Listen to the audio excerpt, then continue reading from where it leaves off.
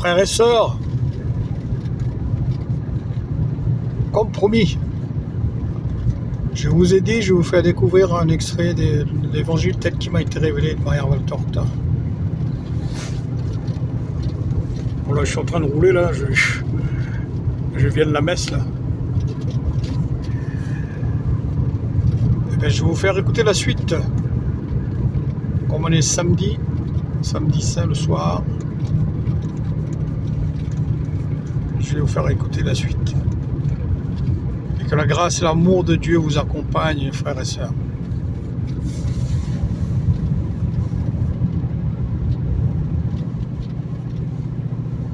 En effet, la bonté est absente en ce moment.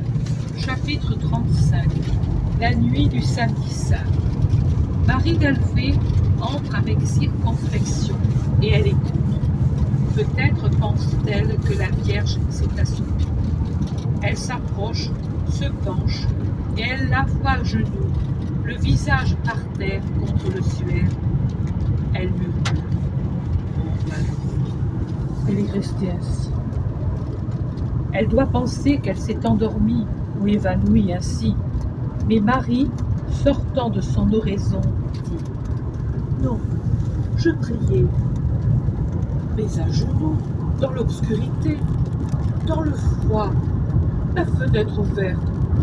Regarde, tu es glacée. Et je me sens tellement mieux, Marie, pendant que je priais. Et l'Éternel seul sait comment j'étais épuisée, après avoir soutenu tant de foi qui vacillait, éclairé tant d'esprits que sa mort elle-même n'a pas éclairé. Il m'a semblé sentir un parfum angélique, une fraîcheur du ciel, une caresse d'elle. Un instant, pas plus. Il m'a semblé que dans la mer de myrrhe, qui dans sa furie me submerge depuis 3 jours désormais, s'infusait une goutte de pacifiante douceur.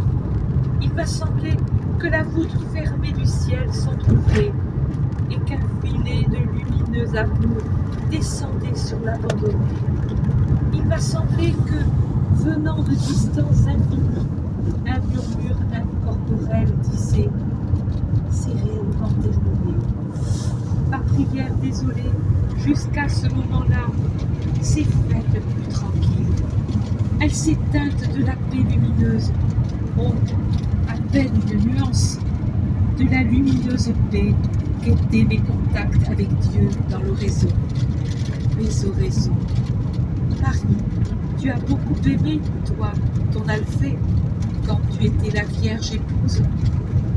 Oh Marie, je jubilais à l'aurore en me disant « Une nuit est passée, une de moins à attendre ». Je jubilais au coucher du soleil en me disant « Un autre jour est fini, plus proche est mon entrée sous son toit ». Et quand le soleil descendait, je chantais comme une alouette en pensant « Il viendra d'ici peu ». Et quand je le voyais venir avec son beau visage comme mon Jude, c'est pour cela que Jude est mon préféré, avec son œil de cerf énamouré comme les monts Jacques. Oh alors, je ne savais plus où j'étais. Et quand il me saluait en disant « Douce épouse », et que je pouvais lui dire « Mon Seigneur », alors je crois que si j'avais été écrasée à ce moment-là par un lourd char ou frappée par une flèche, je n'aurais pas senti la douleur. Et ensuite, quand je fus son épouse, ah, Marie se perd dans l'extase de ses souvenirs. Puis elle demande « Et pourquoi cette question ?» Pour t'expliquer ce qu'étaient pour moi les oraisons. Multiplie par 100 tes sentiments, fais-les monter à 1000 et 1000 puissances, et tu comprendras ce qu'a toujours été pour moi l'oraison, l'attente de cette heure. Oui, je crois que même si je ne priais pas dans la paix de la grotte ou de ma pièce, mais que je me livrais aux travaux de la femme, mon âme priait sans arrêt. Mais quand je pouvais dire « Voilà que vient l'heure de me recueillir en Dieu », J'avais mon cœur qui brûlait en battant fort. Et quand je me perdais en lui, alors, non, cela je ne puis l'expliquer. Quand tu seras dans la lumière de Dieu, tu le comprendras. Tout cela, depuis 3 jours, était perdu. Et c'était encore plus déchirant que de n'avoir plus de fils. Et Satan travaillait ces 2 plaies superposées de la mort de mon enfant et de l'abandon de Dieu, en créant la 3e plaie de la terreur de l'absence de foi. Marie, je t'aime bien, et tu es ma parente. Tu le diras plus tard à tes fils apôtres, pour qu'ils sachent résister dans l'apostolat et triompher de Satan. Moi, je suis certaine que si j'avais accepté le doute, et si j'avais cédé à la tentation de Satan, et si j'avais dit « Il n'est pas possible qu'il ressuscite » en niant Dieu, car dire cela, c'était nier la vérité et la puissance de Dieu, quand le néant serait retombé une si grande rédemption. Moi, nouvelle Ève, j'aurais mordu de nouveau à la pomme de l'orgueil et du sens spirituel, et j'aurais défait l'œuvre de mon Rédempteur. Frères et sœurs, voyez-vous, c'est la mère de Jésus, c'est notre mère, c'est la reine du ciel et de la terre qui était en train de parler avec la mère des apôtres. Marie aussi comme elle, c'est la mère de Jacques et de Jude, les apôtres de Jésus, les cousins aussi. C'est fabuleux, frères et sœurs. Ce que la Vierge Marie, comment elle a souffert pour la rédemption du Christ. C'est pas rien du tout. Maman Marie, elle a souffert. Dans son être intérieur, elle a souffert, mais elle a gardé foi. Comprenez-vous, frères et sœurs? La foi, ça dévie les montagnes, comme on dit. La prière aussi dévie les montagnes. Parce que rien n'est impossible à Dieu. Mais elle a cru jusqu'au bout à la résurrection de son Fils, de notre Sauveur Jésus-Christ. C'est fabuleux. Même la Vierge Marie, Maman Marie, tu nous donnes une belle leçon de vie avec ton témoignage.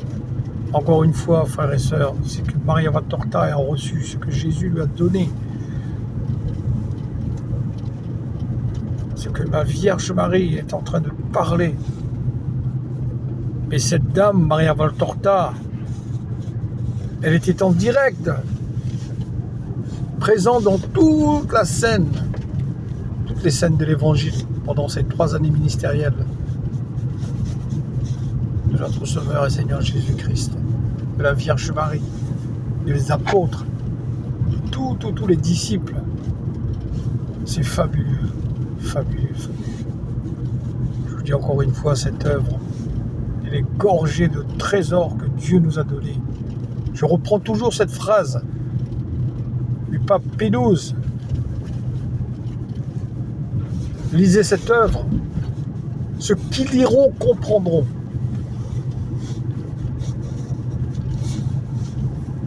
Eh bien, frères et sœurs, disons merci encore à notre Sauveur et Seigneur Jésus-Christ, notre Dieu d'amour, Dieu tout-puissant, Créateur du ciel et de la terre, de l'univers visible et invisible.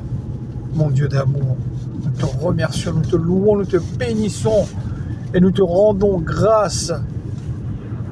Louange à toi, Dieu d'amour, et merci pour cette œuvre. Merci. Frères et sœurs, soyez abondamment bénis, abondamment. Et bon cheminement vers Pâques. Demain, c'est Pâques. Amen.